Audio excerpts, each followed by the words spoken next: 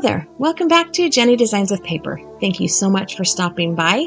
I'm working in my art journal today, so get comfy and let's get crafty. This is the mood board for the Artsytrio Facebook group. It is created by Mike Deacon and it is all Halloween because we are in October. I don't know where I wanted to go with this originally, but this is where I ended up. I have a piece of mixed media paper that is about 5.5 by 8.5 inches. That is my art journal page. I have a Stampers Anonymous stamp set. I have some various pieces of cardstock and scrapbook paper. And then I have 2 background pages that I'm going to use to create the background to my art journal page.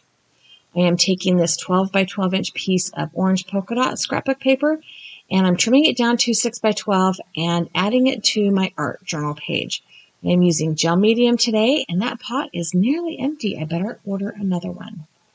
Or, make a trip to Hobby Lobby, go in for gel medium and come out with $100 worth of stuff. It's kind of sixes, right?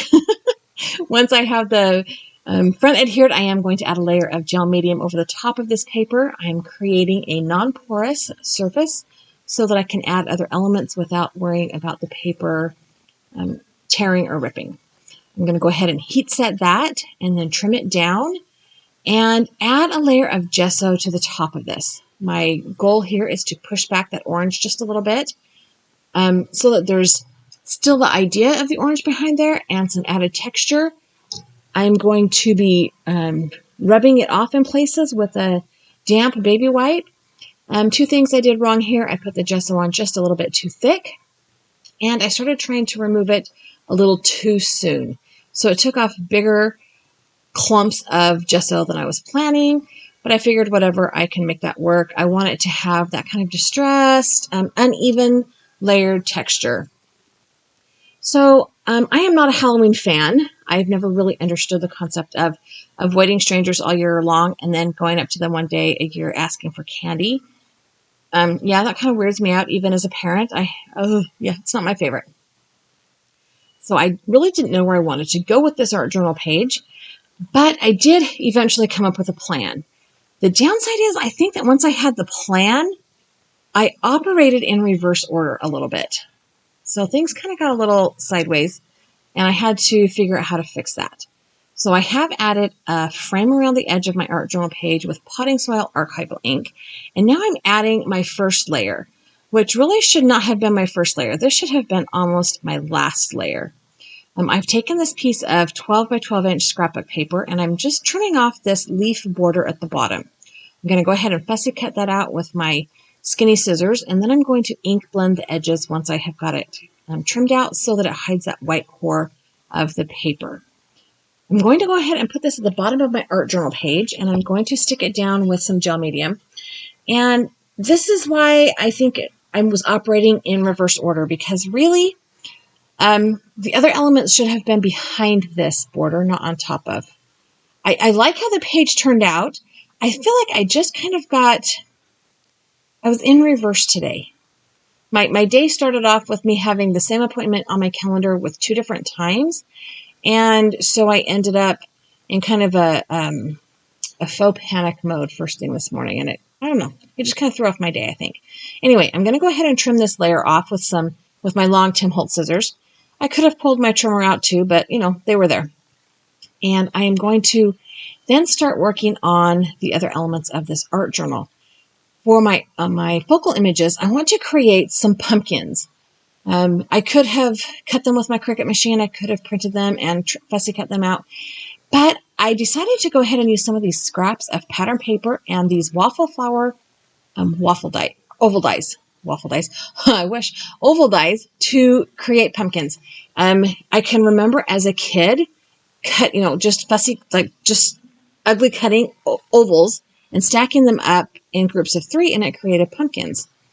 I have got them all cut out. I have 3 different sizes and 3 different patterns. I am going around the edges with this potting soil ink. Again, I'm trying to hide that white core ink, but also it adds some dimension and texture to the layers of the pumpkin. Now, another thing I should have thought ahead about, or maybe thought in reverse about, since I'm operating backwards, is the stem of the pumpkin and the order of assembly of the pumpkins. I did kind of get my focal image off center. So in my brain, because this is normally how I would operate, I'm thinking, oh, I put the center oval down first. So I put this oval in the middle of the page. Yeah, no, you can't do that. You have to put the outside ovals on first and put the center oval on top to get that pumpkin look. Also, really, I should have put the green for the stem down before I put the top oval on. So yeah, it was kind of, like I said, operating in reverse mode. I do think it's kind of cutesy. It's a little bit, I've got some of that gingham or plaid orange, and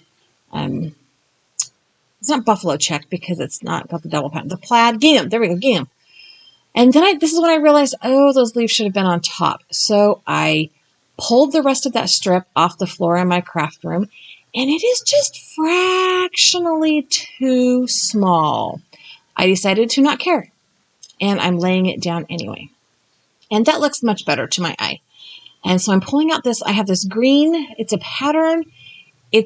It's kind of a minty green, and it has kind of a couple different barely there images. And this is what I'm drawing the stems to my pumpkins on.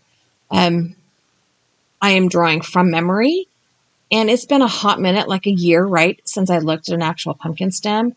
So don't judge my drawing skills from these pumpkin stems. Please, thank you. I'm going to go ahead and cut those out with a pair of little scissors and attempt to adhere them to my art journal page. And this is when I realized that I was, in the wrong order again. I'm going to go ahead and ink blend the edges. Again, just covering up that white core and adding some dimension and texture to my shapes. I thought, well, it can't be dry all the way, right? Yes, it can because you use your heat tool, dummy.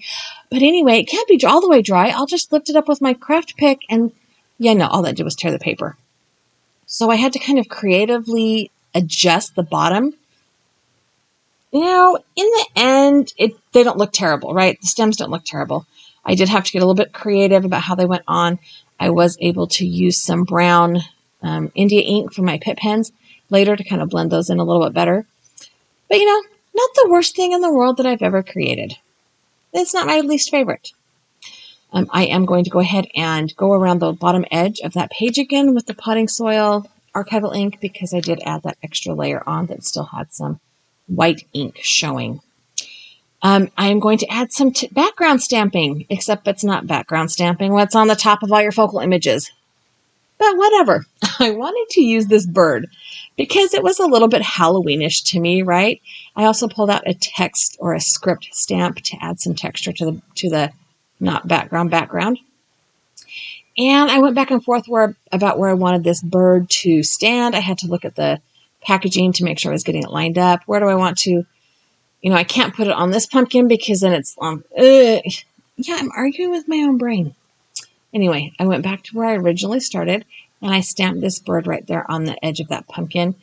It's probably not exactly size accurate because, well, a bird that little really be hanging out on a pumpkin. Maybe it's like the Great Pumpkin Charlie Brown, right? It's a huge pumpkin. I have pulled out my Pitt pens, my Faber-Castell Artist Pitt pens. These are India ink, and it is soluble for just a minute. And then once it dries, it's permanent. So I am using a damp baby wipe to kind of smear that ink around. And then I pulled out my smaller barrel pen because it has a finer nib.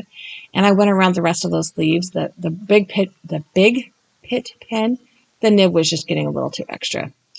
I am going to put a face on this pumpkin. I'm going to make it a jack-o'-lantern. And here's my nod to Halloween. We don't normally carve pumpkins in our neighborhood because we have a squirrel problem.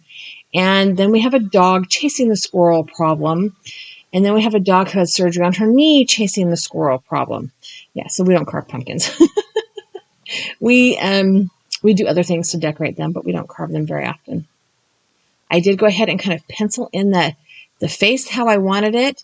And low-key, I totally forgot how to carve a pumpkin mouth. Yeah. I completely forgot how to do this part. I am filling that all in with my black Sharpie marker. And then I will go ahead and add the teeth and the accents with a white gel pen at the end. It doesn't look like a very angry or spooky jack-o'-lantern. I did use my label maker to print the title of this page, Things That Go Bump. Yeah, this is about as spooky as I get. I am going to attempt to draw some angry eyebrows on the jack-o'-lantern, if that helps at all. All right, so I've pulled out a white gel pen, and I'm just adding in some teeth. I'm trying to make them look as crooked as possible, but he still looks like he's just cheesing up for the dentist, right? Does not look spooky at all. Adding a little bit of highlight and the white of his eye, if you can call that on a jack-o'-lantern. And there I kind of drew in some angry-ish eyebrows. I did sign and date the bottom of my art journal page, and then I did a stupid. I flipped my page over before the gel pen was dry. And why did I do that? Well, because I needed to fix the back of my art journal page, right? And my camera was being weird and slipping all around and not focusing, but so sorry for that little seasick moment you had there. So I am taking the second half of that polka dot paper to put on the back of my page, and I have completely messed up his eyeballs. But guess what? It is on a paper that has been made non-porous, and I can just erase it with a baby wipe and fix it in a minute. So that's what I did. I wiped off the smeared parts of the gel pen, let it dry for a second, and then added them back in, which shouldn't have done that either because I still have not put the mood board photo, printout of the mood board on the back of my art journal page, and I haven't trimmed it out yet. So yeah, lots of things that kind of went askew in this art journal page. It's kind of interesting to me how the way that my day starts lately has been dictating how my crafting ends up. Because today started a little bit confused and crazy because I had insanity on my calendar, which, is my brain. The whole rest of the morning kind of went like that. It was kind of odd. But that's okay because I did go get my hair done and it looks pretty because I have the best hairdresser in the world. Okay, I am going to go and adhere my mood board to the back of my art journal page. I am going to punch holes in it so that it can be input into my 3-ring binder. I did go back after it had dried a bit more and clean up the edges around the mouth and the teeth with a Zig pen. But here's my art journal page. I hope you enjoyed watching this really weird video today. I have added a couple of other videos here for you to watch, as well as a subscribe button. If you have not already subscribed to my channel, I would love it if you did so. Give me a thumbs up, leave me a comment, and have a really great day.